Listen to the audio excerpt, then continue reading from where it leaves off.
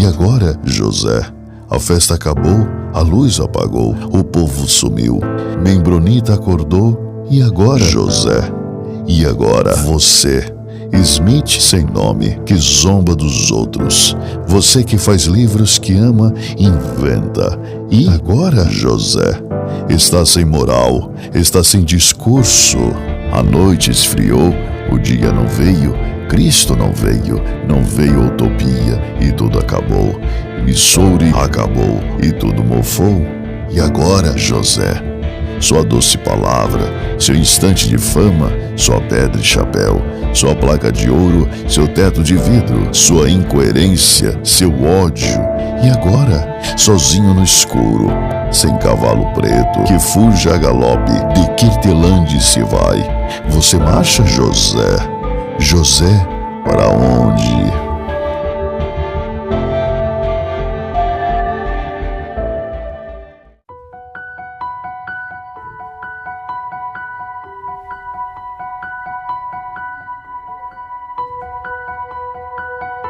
Saudações, membronitas! Eu sou o Ozzy e esse é o Membro Pod, seu canal de podcast de estudo da história da Igreja de Jesus Cristo dos Santos dos Últimos Dias.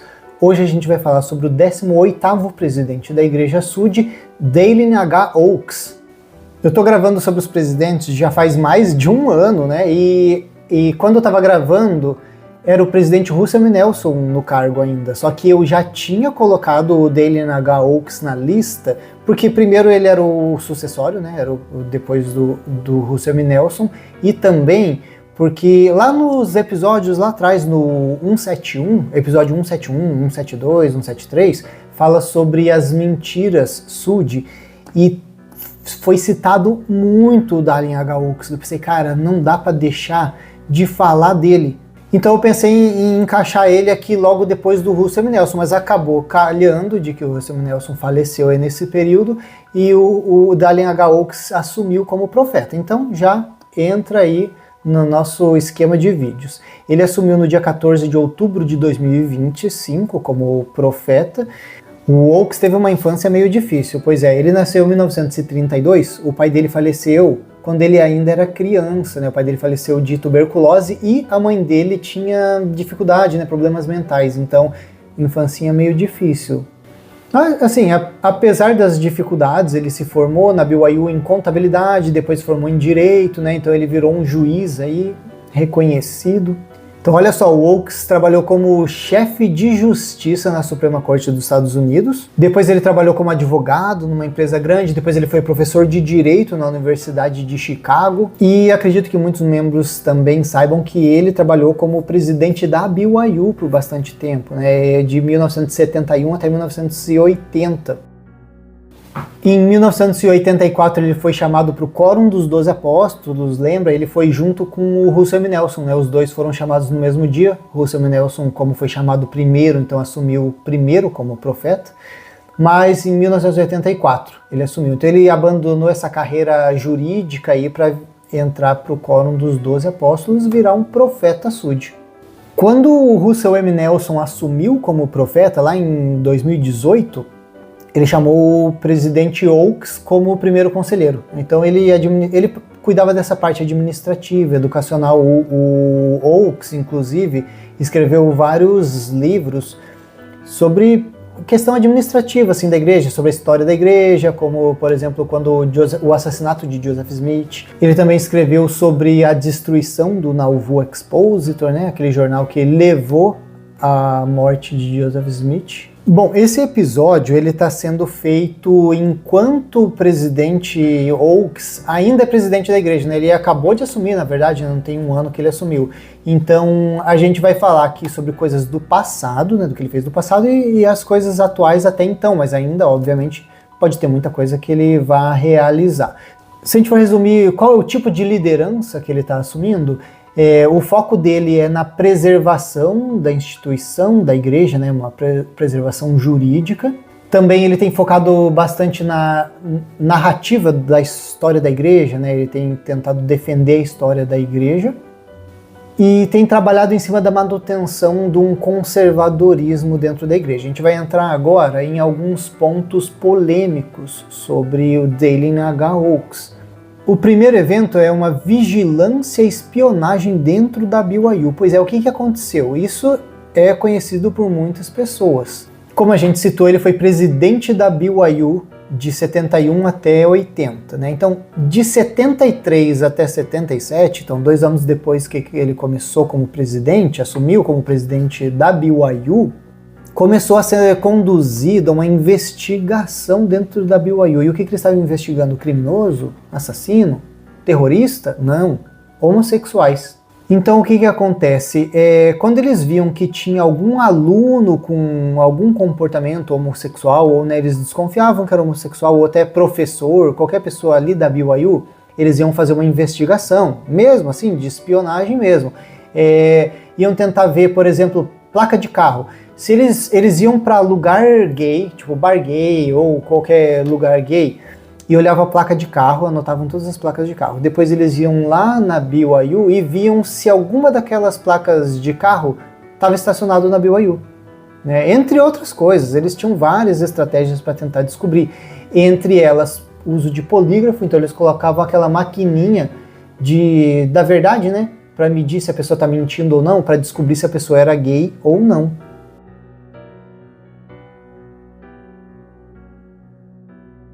Eles recrutavam também alunos. Por exemplo, esse aluno aqui é de confiança, eu vou recrutar ele, vai espionar aqui pra gente, pra dar uma olhada se você consegue descobrir quem aqui é gay ou não. Pois é. Quando eles identificavam alguém supostamente homossexual, o que eles faziam? Levavam para fazer um interrogatório, passava por essa maquininha de polígrafo, né, e faziam um questionamento enorme. Quando conseguiam descobrir, né, arrancar uma confissão, aí eles faziam aquela pessoa dar outros nomes, né? Então, agora você vai delatar as outras pessoas que você conhece que têm o mesmo comportamento homossexual.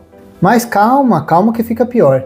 Dentro da universidade tem o setor de psicologia. Então eles usavam o setor de psicologia do campus da BYU para fazer tratamentos de choque. Então eles estavam fazendo teste nos homossexuais. Basicamente, eles faziam um tratamento de choque para ver se conseguiam reverter esse comportamento homossexual das pessoas. O que aconteceu em 1977? Por que eu citei, né? Aconteceu, o pico disso foi de 73 a 77, mas ele ficou até 80. Por que parou nesse período? Porque em 1977 foi exposta essa situação. Então um jornal, The Salt Lake Tribune, expôs essa situação, e o Oaks, o que ele disse? Ele disse que estava ciente dessa situação, né? Mas que essas medidas eram necessárias para manter o controle moral dentro da instituição que é a BYU. Pois é, eles diziam que esse procedimento aí de choque se chamava terapia de aversão. O que acontece? Eles colocavam o homossexual ali com um monte de eletrodo para levar choque, e daí quando eles colocavam pornografia homossexual para a pessoa, eles davam um choque. Então, para a pessoa criar aversão àquela imagem. E então, no fim, ter a cura da homossexualidade. E um detalhe recente, tem uma revista chamada The Advocate. Em 2018, ela fez uma publicação com a lista dos top 10 pessoas mais homofóbicas. E o Dalen H. Oaks tomou segundo lugar, pois é, medalha de prata de homofóbico. Segundo tópico dessa lista de polêmicas sobre o Oaks é uma censura histórica consciente. Pois é, isso mesmo. Ele tem consciência da história da igreja e conscientemente faz uma censura sobre isso. Então ele admite que alguns fatos da história da igreja são verídicos, mas que não ajudam para a membresia ali e que é melhor não falar. Vamos dar uma olhadinha na frase dele? Ele disse assim: minha opinião é que o autor de um trabalho acadêmico ou qualquer pessoa não deve criticar os líderes da igreja. É errado criticar os líderes da igreja, mesmo que a crítica seja verdadeira. O ponto não é se a crítica é verdadeira ou falsa. O conselho das Escrituras é que não devemos falar mal dos ungidos do Senhor. Fazer isso enfraquece a autoridade espiritual daqueles a quem Deus chamou para presidir. Existe um processo adequado dentro da igreja para lidar com preocupações e erros dos líderes, mas o fórum público e a crítica aberta não fazem parte dele. O dever de um membro é sustentar seus líderes, e a crítica pública é o oposto do sustento. Pois é, ele citou isso em um documentário que estava sendo feito pela PBS que se chamava The Mormons. Olha só o nome que eles tentam evitar, The Mormons, né? Pois é, ele participou desse documentário de 2007 e falou isso aí. Investigate the struggle between Mormon scholars and the authority of church leaders. It's wrong to criticize leaders of the church, even if the criticism is true.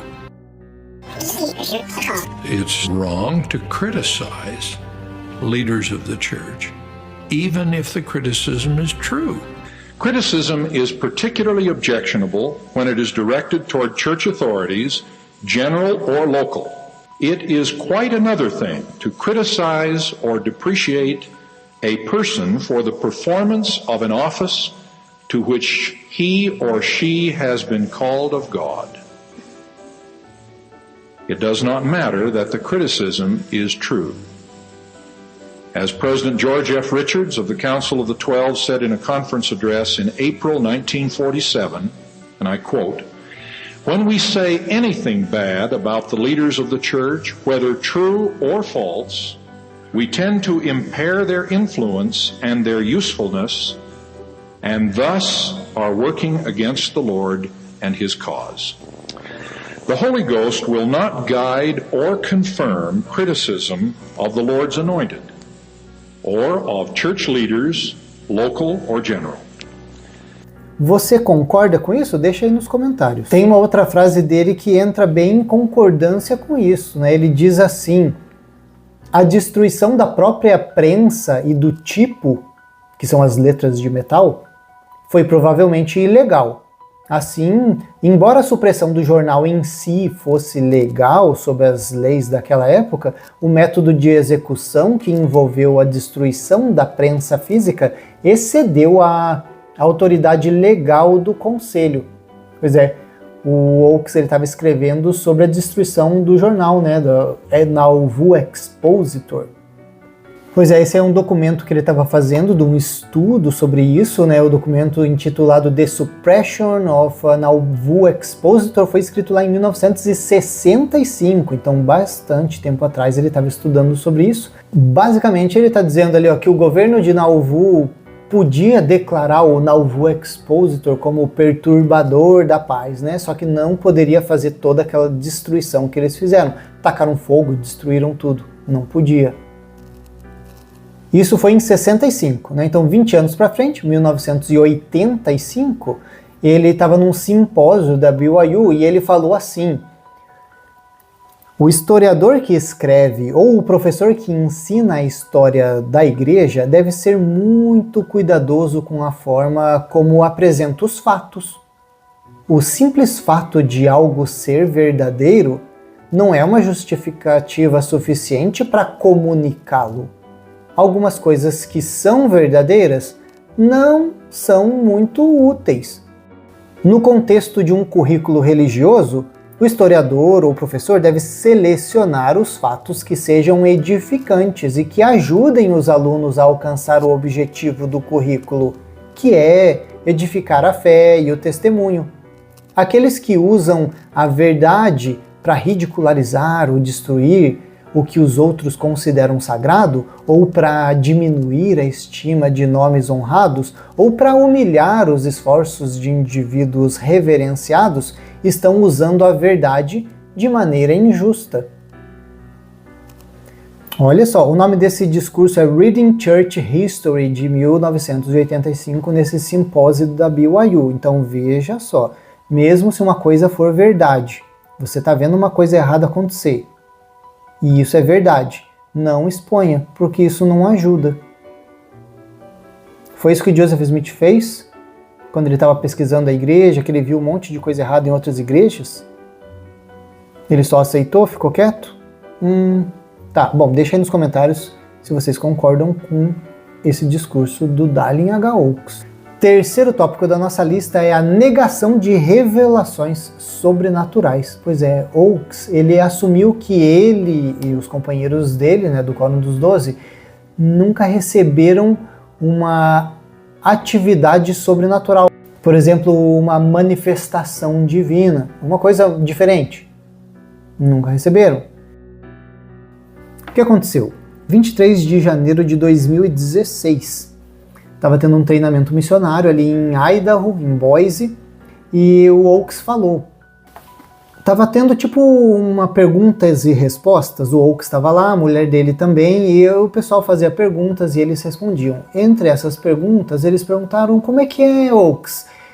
Você como profeta, né, membro do Quórum dos 12 Apóstolos, essa visão de vocês veem Jesus Cristo, né, como que essas manifestações que vocês recebem? Vamos ver o que o Oakes disse. Ele falou assim: eu recebo muitas cartas perguntando: você já viu o Senhor? Como ele é? E eu respondo dizendo: não, eu não tive essa experiência. O Senhor me disse que não devo buscar esse tipo de experiência, mas sim um testemunho do Espírito Santo. Não tive esse tipo de experiência e nenhum dos meus colegas do Quórum dos 12 Apóstolos teve.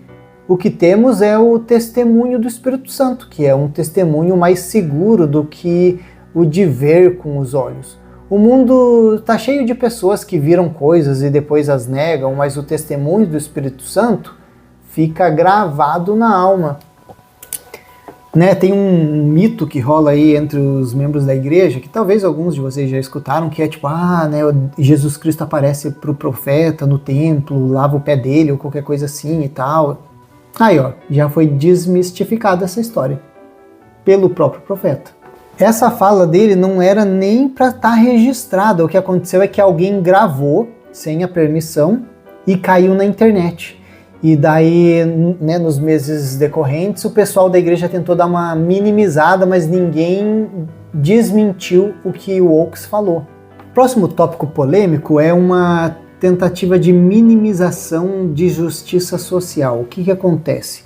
Em discursos, em falas do Oakes, ele diz que a gente tem que tirar o foco desses problemas temporais, como tipo fome, doença, né, problemas sociais, e focar mais em problemas espirituais. Ele disse que a preocupação com saúde, doença, essas coisas, está tirando o foco que deveria ser do Evangelho de Jesus Cristo. Vamos dar uma olhadinha no que ele disse. Muitos que se dizem seguidores de Cristo focam quase inteiramente no serviço humanitário e em causas sociais como saúde, educação, combate à pobreza. Embora essas sejam atividades louváveis e necessárias, elas não são a mensagem principal do Salvador.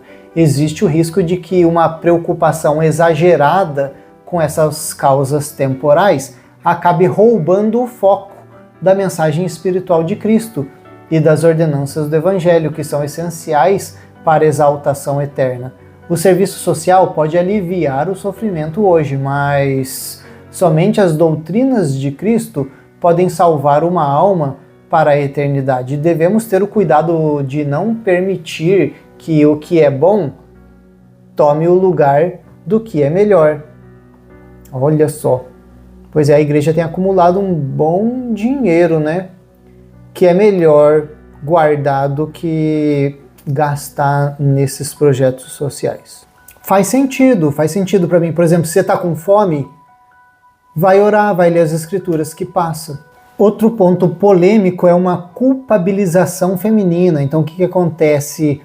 Ele menciona que a culpa dos homens sentirem atração pelas mulheres é das mulheres. Em uma frase ele comenta assim: as mulheres jovens e as mulheres adultas devem compreender que podem ser responsáveis por causar pensamentos impuros nos homens que as rodeiam. Elas podem fazer isso ao usar roupas imodestas, ao usar linguagem provocadora ou ao envolver-se em comportamentos de flerte. Ao fazer isso, elas podem se tornar uma forma de pornografia visual para os homens que as observam.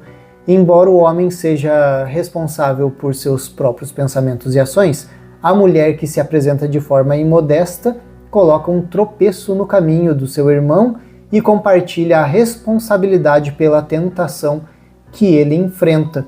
Isso foi dito lá em 2 de abril de 2005, num discurso na Conferência Geral chamado Pornografia. Pois é, eu não lembro, será que ele teve algum discurso falando o contrário? Se o homem fica sem camisa, ou se veste indecente, ou age de forma flertiva, ele está contribuindo para pensamentos impuros nas mulheres e são responsáveis por isso? Não lembro se ele falou isso. Se alguém lembra de uma fala dele assim, deixa aí nos comentários. Próximo ponto polêmico é a poligamia espiritual. Então o que acontece? O Oakes, ele casou 2 vezes, né? Então teve a primeira mulher, né, a June Dixon, e depois que ela faleceu, então ele casou com a Kirsten McMahon. Isso levantou um pouco de polêmica, né? Ele recebeu até um questionamento, vamos ver direitinho o que ele falou. Ele disse assim, lá na Conferência Geral de outubro de 2019, no discurso Confie no Senhor. Recebi uma carta de uma mulher que estava preocupada com o fato de seu marido, já falecido, ser selado a outra mulher no templo. Ela perguntou, com quem ele viverá no próximo mundo? Minha resposta é, confie no Senhor. Não sabemos tudo sobre o próximo mundo, mas sabemos que seremos felizes lá. Pois é, então ele não negou que vai ter uma poligamia depois dessa vida. Só que o que acontece? A gente vê até naqueles discursos, naquelas entrevistas do Gordon B. Hinckley na TV, quando é questionado, e a poligamia? Não, isso aí acabou muito tempo atrás, esquece isso. Isso aí não tinha nada a ver, não, era um pessoalzinho aí meio perdido que fez isso. A poligamia ainda é uma coisa dentro da igreja, né? Só que publicamente tem que ser negado dentro da igreja, né? Só fala, calma, vocês vão saber lá na frente, depois vocês vão ver. Como o assunto é polêmico, é melhor que o público não saiba.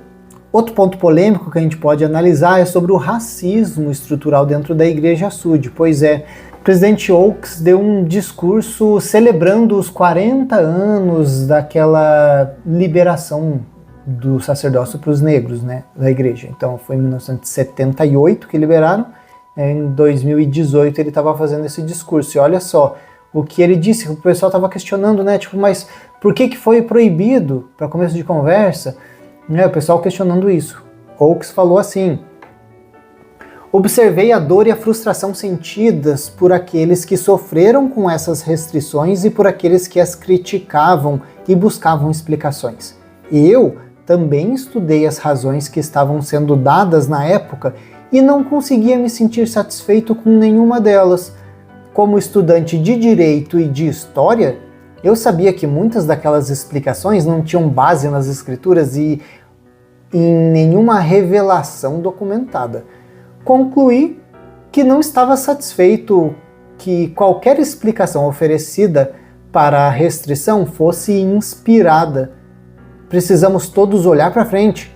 Gostaria de sugerir que não nos detenhamos muito profundamente nas políticas e explicações do passado. Em vez disso, vamos nos concentrar no futuro brilhante que o Senhor prometeu a todos os seus filhos que o seguem.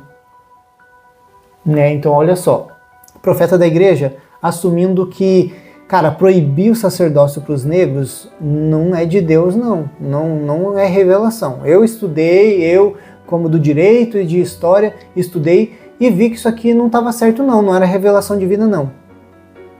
Pois é, só que foi dado como revelação divina por muitos e muitos anos dentro da igreja. Como é que fica essa história?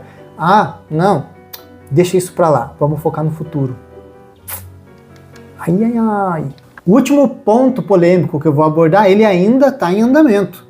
Pois é, essa batalha judicial entre a igreja, liderada obviamente aí pelo Oakes, que é um juiz, advogado e tudo, fazendo uma batalha legal contra o Mormon Stories. Então esse Mormon Stories é liderado pelo John Dehlin, e ele está sofrendo aí uma perseguição da igreja numa batalha judicial. Basicamente o que a igreja tem alegado é que o John Dehlin, né, do Mormon Stories, ele tem usado de marca registrada da igreja. Então ele tem ali o nome Mormon no Mormon Stories, e isso pode gerar confusão, fazendo com que as pessoas acreditem que o podcast é tipo uma produção oficial da igreja. Mas peraí, a igreja nem se chama mais de Mormon? Eu tô achando isso estranho. A igreja é a igreja de Jesus Cristo dos Santos dos Últimos Dias, não é Mormon? Não tô vendo aí qual é o problema dele usar a palavra Mormon, então. Mas, né, tem alguns outros tópicos que a igreja tem reclamado, que também é os direitos autorais. Então, violação da marca registrada, né, usar o nome. Agora, direitos autorais, né, estão dizendo que o logotipo, né, do canal dele parece muito com a logo da igreja. Então tá violando os direitos autorais aí, o copyright. E também reclamaram de identidade visual. Né? Falou que por ele estar usando as cores azul escuro e o dourado, tá mimetizando o símbolo da igreja, né, do livro de Mormon, que é também azul escuro e dourado. Bom, o John Dehlin se defendeu, né? Ele disse que o uso dessas imagens é para crítica, estudo, jornalismo, né? O que é protegido por lei, né? Então ele falou, eu estou usando essas imagens, mas isso é do meu direito. E também citou que o termo Mormon, ele é uma identidade cultural, né? Histórica, que a igreja, inclusive, até tentou abandonar oficialmente nos últimos anos, né? Então, como assim? Ele está querendo reivindicar a exclusividade do nome Mormon, mas a igreja estava abandonando esse nome? Como é que é? Alguns pontos nesse caso todo é que o Oaks ele já é um ex-juiz aí da Suprema Corte dos Estados Unidos. E também teve um timing aí, né, tipo, que encaixou que o John ele tinha acabado de postar algumas denúncias de abuso infantil, né, por parte de alguns ex-líderes da igreja, e ele viu isso como uma retaliação, né? Então ele publicou essas coisas, pronto, agora a igreja está retaliando ele, né, e reclamando desse logotipo dele. Bom, o Mormon Stories começou a ganhar até algum apoio popular, né, o pessoal em defesa da liberdade de expressão, e se a igreja perder, pode ficar meio ruim para ela também, né? Enfim, né, esse é o caso, ainda está em andamento, ainda vai acontecer muita coisa na presidência do Oaks, e a gente pode até abordar futuramente. Pois é, mas o mandato presidencial do Oaks ainda está em andamento, podem acontecer muito mais coisas que a gente não está abordando aqui hoje. Encontrei alguns vídeos do Dallin H. Oaks, a gente vai dar uma olhadinha agora. E então Lloyd. Dallin Oaks é um homem de família e achamos especialmente apropriado nesta manhã, ao apresentá-lo, apresentar também sua família a vocês. E vou pedir que eles fiquem de pé enquanto digo quem são. Primeiro, sua adorável esposa, June, depois sua filha mais velha, Sharon, depois Sherry e então Lloyd. Em seguida temos Dallin D. Ele recebeu esse nome porque nasceu no aniversário de seu pai. Por último, mas não menos importante, aqui em sua família imediata está Truan. A seguir, a mãe de Dallin Oaks e sua irmã, Stella Oaks. Amamos e apreciamos sua família e assim como sua família os apoiou e sustentou, nós fazemos parte de sua família maior. Apoiarei e sustentarei você aqui em Brigham. Esta universidade jovem e dinâmica, com uma visão inovadora.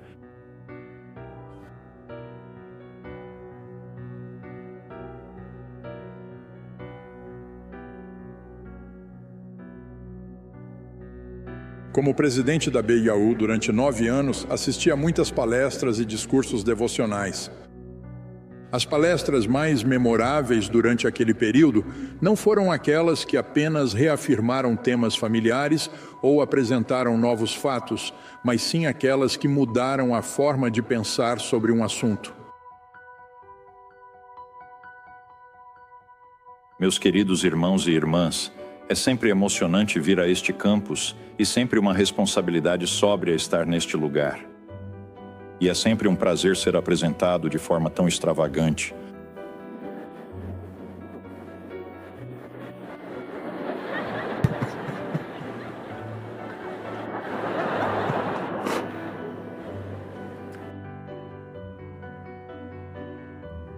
Vou falar nesta manhã sobre revelação. Revelação é a comunicação de Deus para o homem. Ela pode ocorrer de muitas maneiras diferentes. Alguns profetas, como Moisés e Joseph Smith, conversaram com Deus face a face. Algumas pessoas tiveram comunicação pessoal com anjos.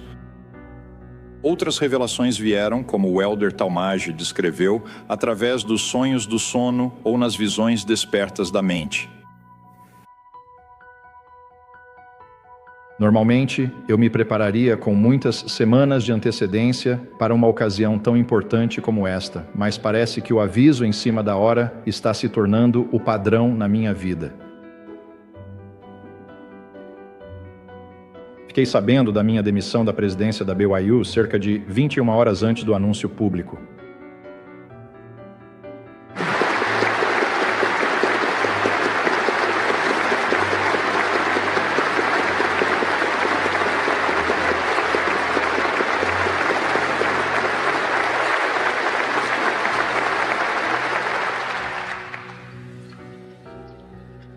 Muito obrigado, Dr. Thomas. Tenho certeza de que não sou digno dessa apresentação, mas reconheço que é minha responsabilidade tentar ser digno dela, porque nada menos do que isso é digno do cargo que ocupo nesta universidade, que tem tantas pessoas incríveis e que tem uma missão tão grandiosa neste mundo. A oportunidade de apresentar o novo presidente da Universidade Brigham Young no dia de seu primeiro discurso aos alunos da universidade é um privilégio raro, de fato. Isso provavelmente acontece apenas uma vez na vida, ou pelo menos não com mais frequência do que uma vez a cada 20 anos. Você já ouviu falar de presidente Dallin Oaks?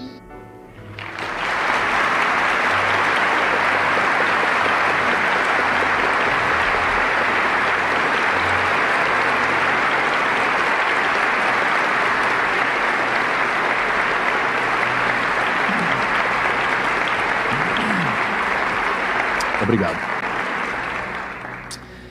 Obrigado, presidente Lewis, pela sua gentil apresentação e pela demonstração de carinho. Por ter me apresentado minha família, serei grato por isso.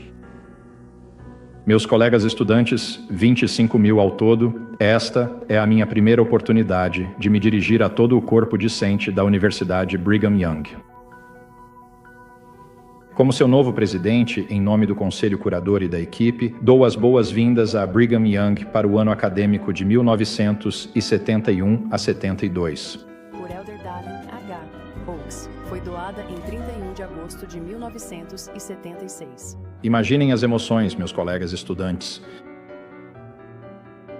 É o que sinto ao estar aqui diante de vocês hoje.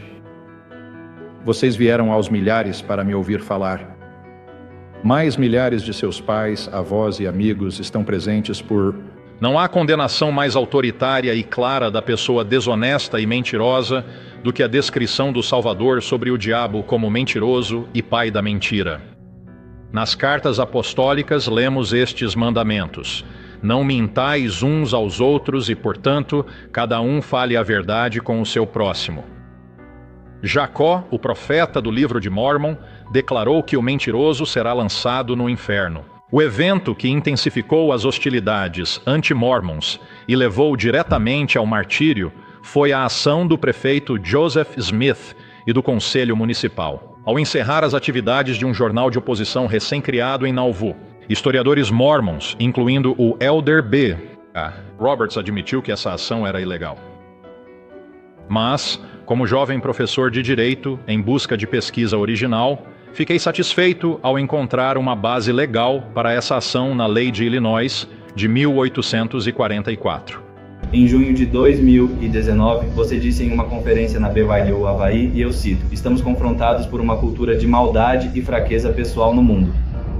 Isso inclui o crescente poder e fenômeno da violência de esquerda lésbica, gay e transgênero. Então tenho duas perguntas para você. O que você fez para ser mais progressista desde então, desde 2019, em relação à comunidade LGBT? E o que você fez para corrigir algumas das coisas que fez no passado, incluindo as coisas que disse? e ele está supervisionando tudo de perto, com muita atenção. Sobre os eletrochoques e vômitos forçados em alunos da BYU. Ao assumir a BYU, o programa já fora encerrado e não retornou em meu mandato. Deixe isso de lado. É errado criticar os líderes da igreja, mesmo que a crítica seja verdadeira. Eu me lembro da bondade dos meus pais. Eu os vi tratando os outros com respeito e generosidade, e isso teve um impacto na minha vida de que eu deveria ser bom como meus pais. Vocês são um público muito amado pelo Senhor, e Ele deseja que todos vocês retornem à sua presença. Desde o início do meu serviço como presidente da BYU, em 1971, falei para muitas plateias da BYU, mas nunca antes, como líder da Igreja de Jesus Cristo dos Santos dos Últimos Dias. Então é isso, pessoal. Esse é o nosso episódio sobre Dallin H. Oaks, 18º presidente da Igreja Sud. A gente vai ficando por aqui com esse episódio e até a próxima!